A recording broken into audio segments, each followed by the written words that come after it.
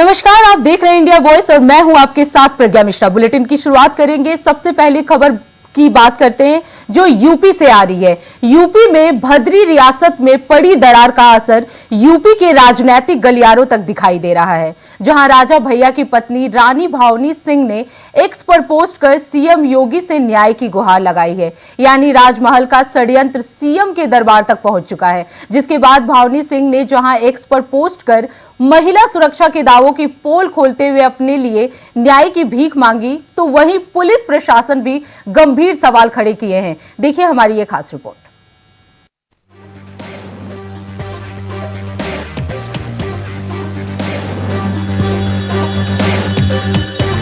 UP की राजनीतिक फिजा इन दिनों राजशाही षड्यंत्र की गिरफ्त में है।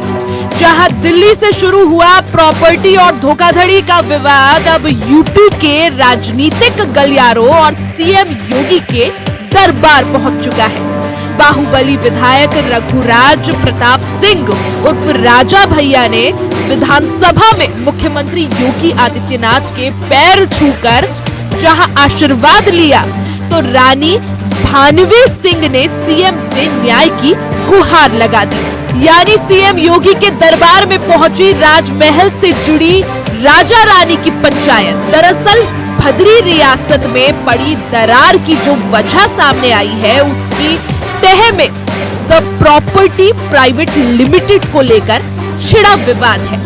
द प्रॉपर्टी प्राइवेट लिमिटेड के शेयर को लेकर रानी भानवी पहले ही राजा भैया के चचेरे भाई एमएलसी अक्षय प्रताप सिंह उर्फ गोपाल जी सहित कई लोगों पर जालसाजी सहित तमाम धाराओं में मुकदमा दर्ज करवा चुकी है। लेकिन अब आशुतोष सिंह मोनू की तरफ से इसी कंपनी के शेयर को लेकर रानी भानवी सिंह और उनकी बेटी के खिलाफ लखनऊ की हजरतगंज कोतवाली में मुकदमा दर्ज करवाया गया है। इस मुकदमे को फर्जी बताते हुए रानी भानवी सिंह ने बिना नाम लिए राजा भैया पर निशाना साधा है। महिलाओं की सुरक्षा का हवाला देते हुए एक्स पर सीएम योगी से बड़ी फरियाद कर डाली है। मजे की बात तो ये है कि राजा भैया की पत्नी की न्याय की गुहार से ठीक एक दिन पहले ही सीएम योगी ने विधानसभा में कहा कि महिला और बाल अपराध में यूपी में कमी आ रही है और महिलाएं यूपी में पूरी तरह सुरक्षित है।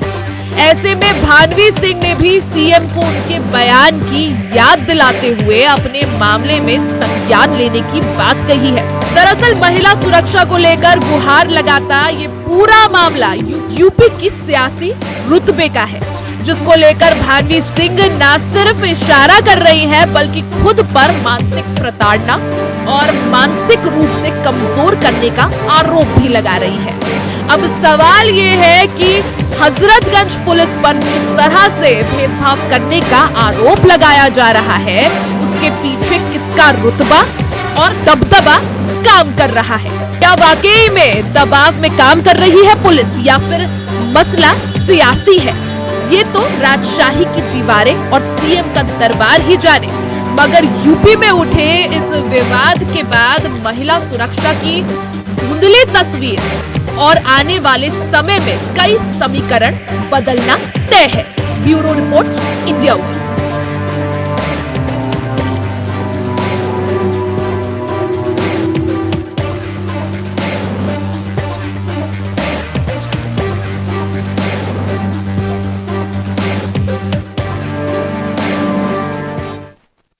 यूपी विधानसभा के मानसून सत्र के तीसरे दिन सीएम योगी विधान परिषद पहुंचे, जहां सीएम योगी ने विधान परिषद में संबोधित किया, जहां उन्होंने विपक्ष के सवालों का भी जवाब दिया। सुनिए उन्होंने क्या कुछ कहा। अकुशल, अर्धकुशल और कुशल श्रेणी की अलग अलग कैटेगरी के जो लेबर हैं, उनकी रेट में भी काफी अंतर है।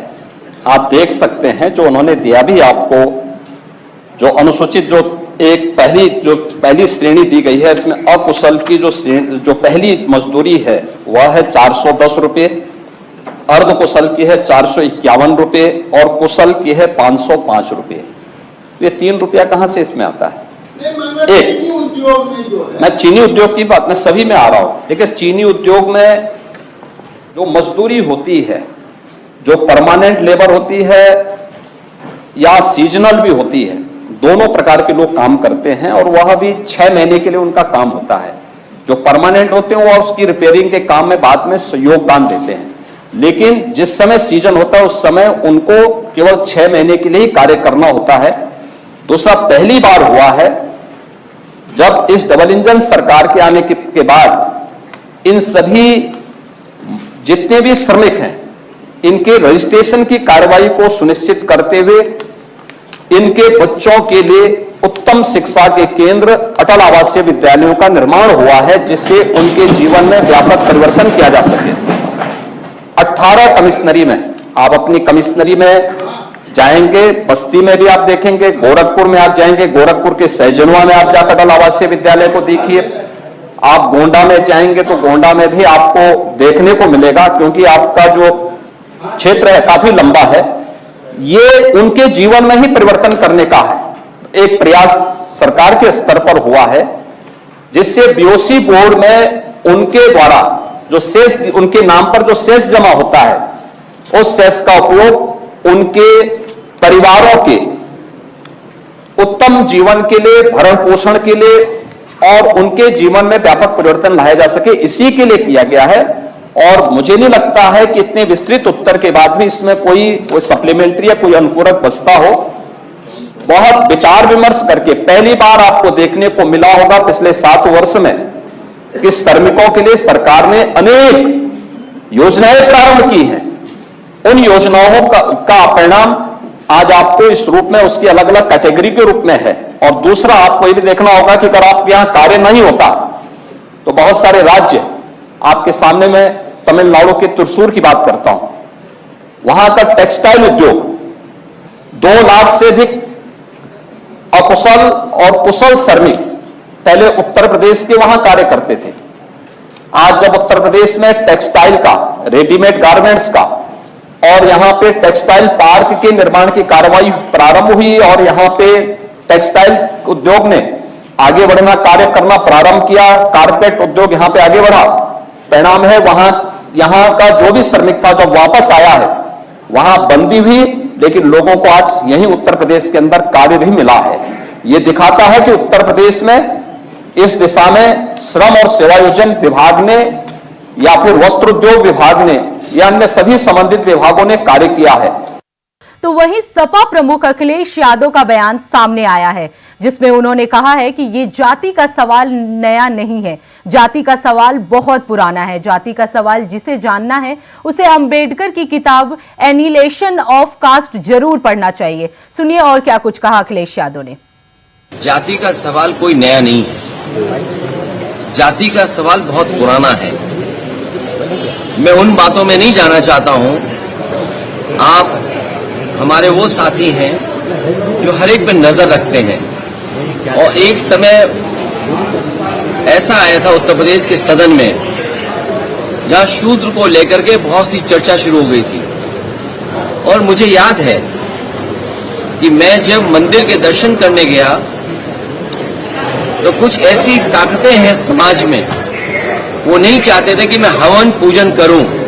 मैं आपसे कहूंगा साथियों कि वो जानने की कोशिश आप करना कि वो कौन सी ताकतें हैं समाज की जो किसी को पूजा पाठ के लिए, हवन के लिए उस समय रोक रही थी।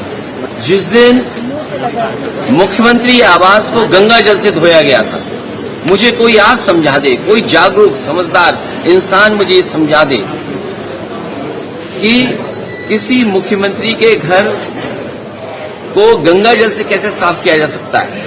मैंने लोकसभा के चुनाव में मैनपुरी में देखा कि बहुत सारे लोगों ने प्रतिमा को धोया था।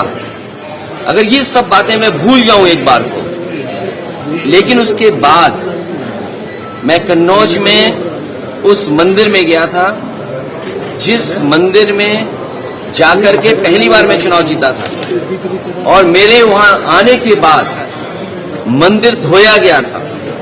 चंद्रमा में जाना चाहते हैं, इलेक्ट्रॉन्स की बात कर रहे हो, डिजिटल इंडिया की बात हो रही हो, विश्व गुरु अमृतकाल, विकसित भारत, और आप गंगा जल से धोएंगे मंदिर को।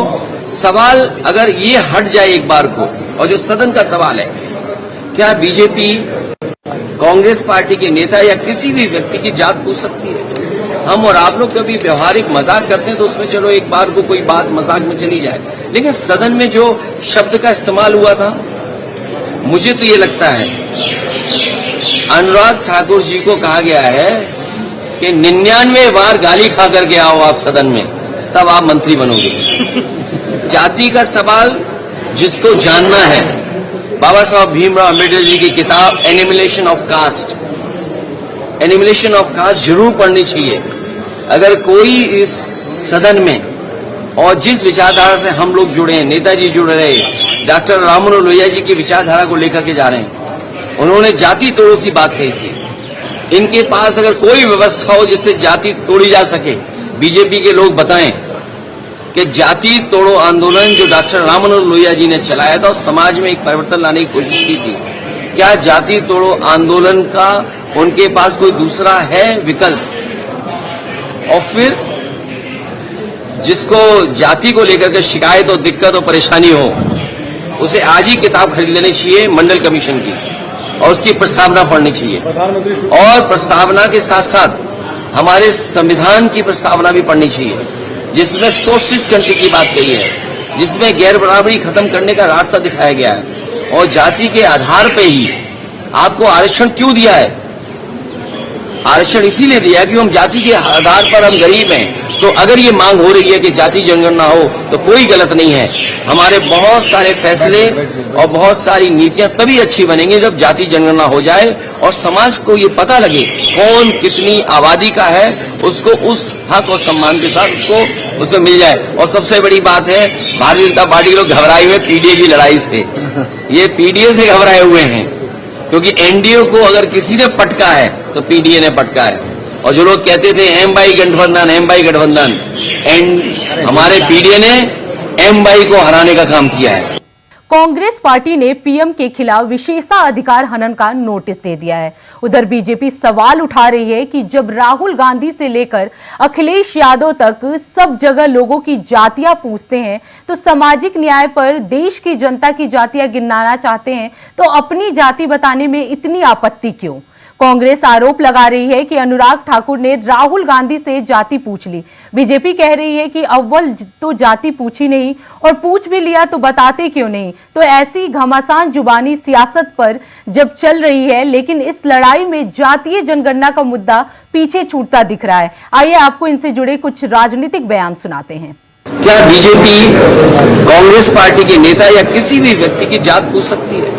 हम और आप लोग कभी व्यवहारिक मजाक करते हैं तो उसमें चलो एक बार को कोई बात मजाक में चली जाए, लेकिन सदन में जो शब्द का इस्तेमाल हुआ था, मुझे तो ये लगता है अनुराग ठाकुर जी को कहा गया है कि 99 बार गाली खा करके आओ आप सदन में, तब आप मंत्री बनोगे। ये कांग्रेस पार्टी और कुछ लोगों ने देश को कमजोर करने के लिए एक षड्यंत्र रचा हुआ है।